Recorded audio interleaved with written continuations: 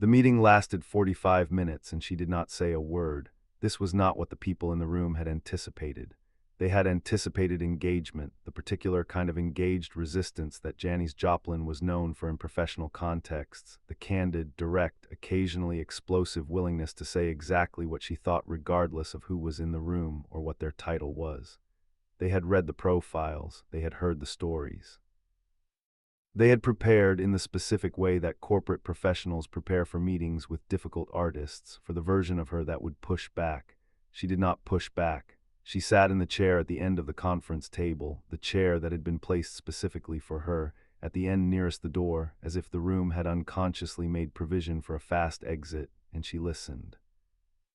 She looked at the people when they were talking to her. She occasionally looked at the materials they had brought, the charts, the demographic analyses, the market positioning reports that had been assembled in advance of this meeting with the careful thoroughness of people who believe that the right data, presented in the right format, can accomplish anything. She did not look bored. She did not look angry. She looked at the materials and at the people with the expression of someone attending to something they are choosing to attend to fully, which is a different thing from engaging with something, which is a different thing from being persuaded by something. The man doing most of the talking was named Gerald Kaplan. He was 41 years old, a senior vice president at Columbia Records, and he had been in the music industry for 18 years. He was not a villain. This was important to understand and easy to overlook.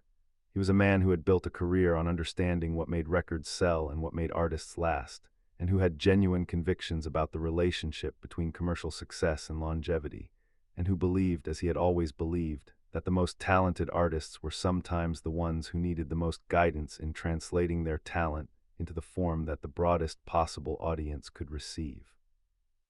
He was not wrong about all of it. Some of it was accurate. Some of what he said across those 45 minutes was genuinely insightful about the mechanics of how careers built and how they collapsed, about the specific patterns that distinguished artists who sustained from artists who burned. And some of it was this, the suggestion, made carefully and with evident goodwill, that the specific character of Janis Joplin's public presentation, the feather boas, the southern comfort on stage, the particular wildness of both the performances and the public persona, was limiting the audience she could reach. That there were people who would respond to the voice, to the music, to the emotional content of what she did, who were currently being turned away by the packaging. That a considered adjustment to the way she was being presented to the world would not diminish what she did, but would allow more people to receive it. He did not use the word marketable. His assistant, who was 23 and had prepared the materials, had been instructed not to use it either. The word they used was accessible. Accessible was the word that meant the same thing as marketable, but sounded like a gift rather than a transaction. She listened to all of it. She did not say a word. When Kaplan finished, when he had moved through all the sections of the presentation and the room had arrived at the specific silence that follows the completion of a prepared argument, she looked at him. Her expression had not changed from whatever it had been for the 45 minutes, not hostile, not dismissive, not the expression of someone who has been offended. Simply the expression of someone who has heard something and is processing it against a standard that the speakers in the room cannot see. She picked up the glass of water on the table in front of her. She drank from it. She set it down. She said thank you, not with sarcasm, not with the specific quality of a thank you that means its opposite, with the flat, complete politeness of a person ending a conversation that they have decided is over. She stood up. She picked up her jacket from the back of the chair. She said, "I'll think about it." She walked to the door and opened it and walked out. Kaplan looked at his assistant. His assistant looked at Kaplan. The other people in the room, there were 4 of them in various configurations of corporate musicianship, looked at the door that had just closed behind her. Nobody said anything for a moment. Then Kaplan said, "That went better than I expected." His assistant, who had not been in enough meetings to know what that meant, wrote it down. The elevator was in the corridor outside the conference room. She pressed the button and waited. The indicator above the door showed the car coming from above, the floors counting down in the specific way of old office building elevators, the mechanical deliberateness of a system that was built before urgency was the standard assumption. She stood in front of the closed door with her jacket over her arm and looked at the numbers. The corridor was empty. The building was the kind of midtown Manhattan building that was full of suits and systems and the organized motion of commercial purpose, but the corridor outside this specific conference room at this specific moment had emptied itself. The elevator arrived, the doors opened, she stepped in, she pressed L, the doors closed. She was alone, the elevator began to move, she watched the numbers for a moment. Then she stopped watching them and looked at the wall of the elevator, which was the particular material of elevator walls in that era, a brushed metal that was slightly reflective without being quite a mirror, that showed you an impression of yourself without the specificity of your own face in detail. She looked at the impression for a moment. This was the thing nobody in the conference room had seen. The moment between the thank you and the I'll think about it and the walk through the door and the elevator button and the closed doors. The moment that the performance of the meeting had not required and had therefore been unavailable until the performance was over. She was not angry. This was the first thing to note about what happened in the elevator, because anger was the expected response to what the meeting had contained, and the absence of anger was itself significant. She was not angry at Kaplan, who was not a villain, who was doing his job as he understood his job, who had been in the industry long enough to have seen what he said he had seen, and had formed the convictions he said he had formed. She was not angry at the assistant, who had prepared the materials carefully and had been in the room trying very hard to be invisible. She was thinking about the voice, not in the abstract, not the voice as a concept or as the thing that the career was organized around, the specific voice.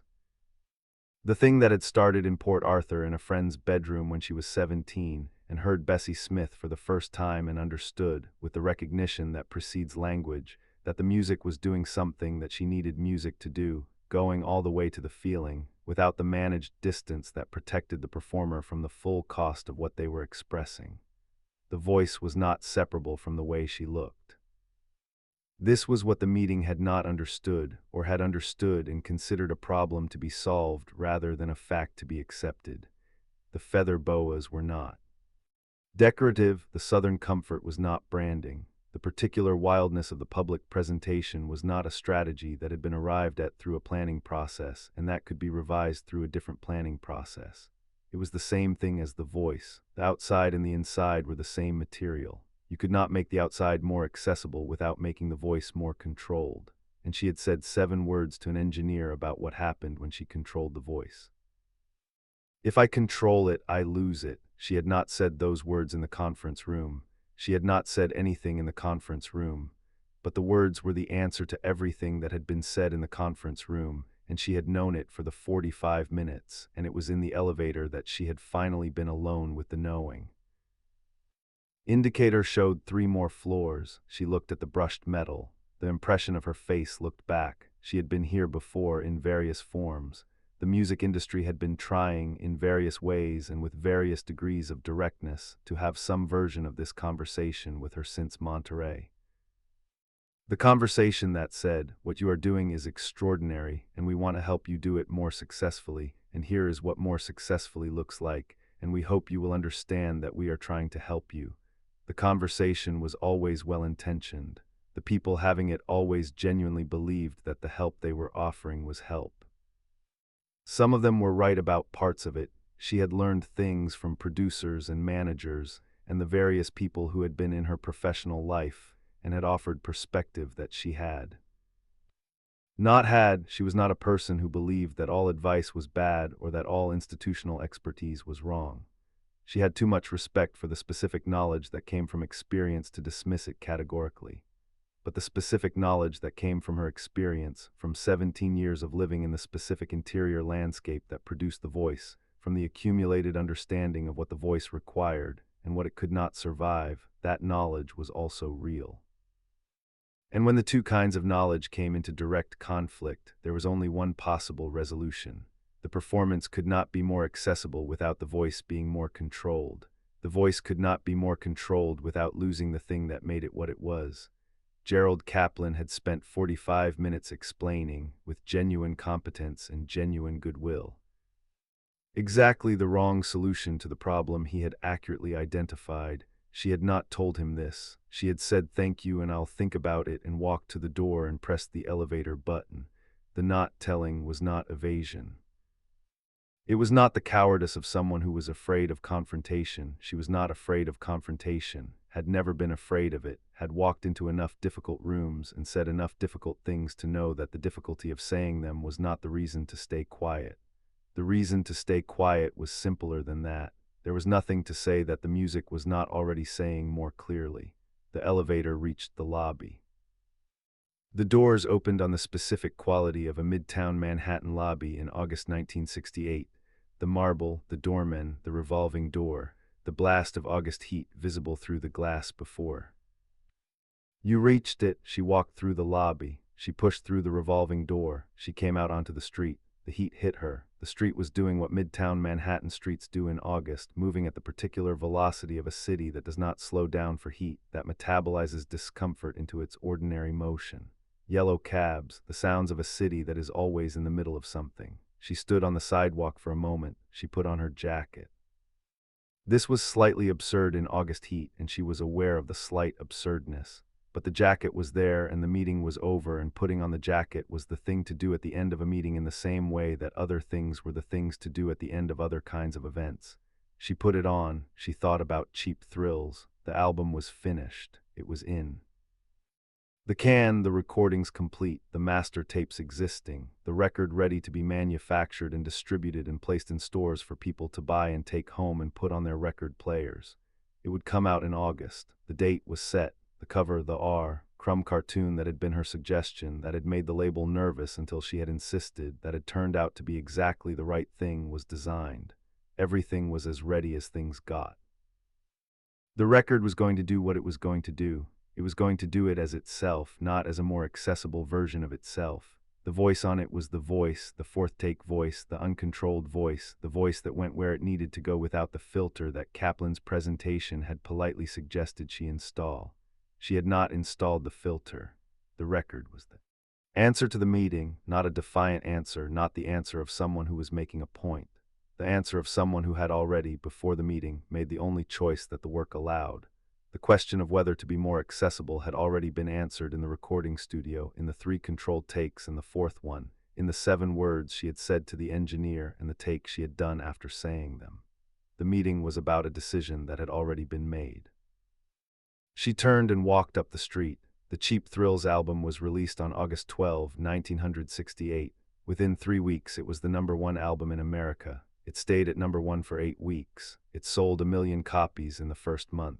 It made more money for Columbia Records than any of the people in that conference room had projected in any of the demographic analyses, in any of the market positioning reports. The cover, the crumb cartoon, the weird and wonderful comic book image of the band in their specific actual visual language, was one of the most reproduced images in American music that year. It was not accessible in the way the conference room had meant accessible. It was completely, entirely, specifically itself. Kaplan was gracious about it. He had been in the industry long enough to be gracious about being wrong, which was the specific professional virtue that distinguished the people who lasted from the people who didn't. He did not call to apologize. He did not need to. The sales figures were the conversation. The assistant updated his notes. She did not think about the meeting much after that. It had become one of the experiences that the career accumulated and moved. Past one of the rooms she had been in, one of the conversations she had heard, one of the times the outside world had offered her the filter and she had considered the offer and declined. The declining was not always dramatic. Sometimes it was 45 minutes of listening without speaking, followed by thank you and I'll think about it and a walk to the elevator. Sometimes the most important decisions looked like no decision at all. She had pressed L. The elevator had descended. She had come out onto the August street and put on her jacket and walked north. The record had come out. The record had done what it had always been going to do, reach the people who needed it in exactly the form it was in. Not a more accessible form, the actual form. She had considered it. For 45 minutes she had considered it, sitting at the end of the conference table, listening to a man who was not a villain explain a version of her that she did not recognize as herself. And then she had pressed the elevator button, and the elevator had arrived, and she had stepped in, and the doors had closed, and she had been alone, and there was nothing to say. There had never been anything to say. The music was already saying it. She had been performing for 2 years at the national level by the time of the meeting. 2 years of the specific experience of being the person the culture had decided needed an opinion, of being written about and photographed and interviewed and assessed by a range of people who each brought their own framework and their own requirements and their own version of what she should be. Some of those frameworks had been useful, some had been limiting, some had been both. Simultaneously, which was the most common outcome, the meeting with Kaplan had been both. It had been useful in the specific way that having someone articulate the case against your instincts is useful. It forced the articulation of the case for them. She had not said anything in the conference room, but she had been thinking throughout the 45 minutes, had been thinking with the specific intensity of someone who is listening to an argument and simultaneously constructing the counterargument that they will not deliver aloud because the delivery is not the point. The point was the thinking. The point was arriving, somewhere in the middle of the presentation, at the sentence that she already knew, but had not recently said to herself in those specific words. The performance could not be more accessible without the voice being more controlled. The voice could not be more controlled without losing the thing that made it what it was. She had known this since the Cheap Thrills sessions. She had known it since the 4-take sequence, the 3 controlled takes that had demonstrated the cost of the controlling, and the 4th take that had demonstrated what was available when the cost was not paid. She had known it since she said the 7 words to the engineer and the engineer had understood them immediately, and since John Simon had said do it the way you do it, and since the 4th take had gone on the record. The knowledge was not new, but sitting in the conference room and listening to Kaplan articulate with genuine competence the case for why she should pay the cost had clarified the knowledge in a way that made it more available, more solid, more permanently part of the foundation she was standing on. This was the gift of the meeting, which Kaplan had not intended to give and she had not intended to receive, but which had been given and received regardless. She walked north on the August sidewalk, and the city moved around her, and the feather boas were in the hotel room because she had not worn them to a business meeting, and the record was in the can, and the knowledge was in the foundation, and nothing needed to be said. The music was already saying it. She walked.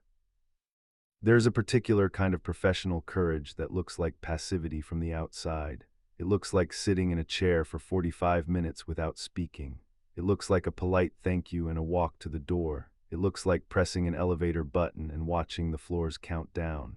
It looks like putting on a jacket in August heat and turning north on a sidewalk. From the inside, it is the opposite of passivity. It is the specific active work of holding a thing still when the room is trying to move it, of knowing what you know even while listening carefully to what is being said, of processing the argument seriously rather than dismissively and arriving at the end of the processing at the same place you were before the argument began. Not because you have not listened, but because you have listened, and the listening has confirmed rather than changed the foundation. Janis Joplin had listened. She had listened with full attention, which was the only way she knew how to listen. She had processed what Kaplan had said against the specific knowledge that her years of doing the thing had produced.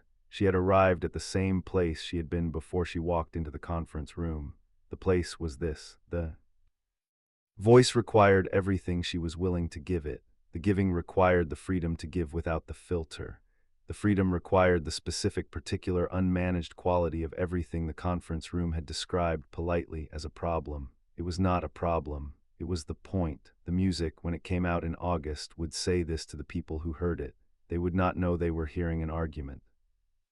They would not know about the conference room or the 45 minutes or the thank you or the elevator.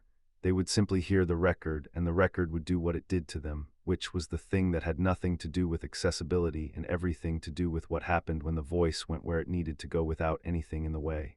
They would feel it in their chests. That was the whole argument. That was all the argument there ever was.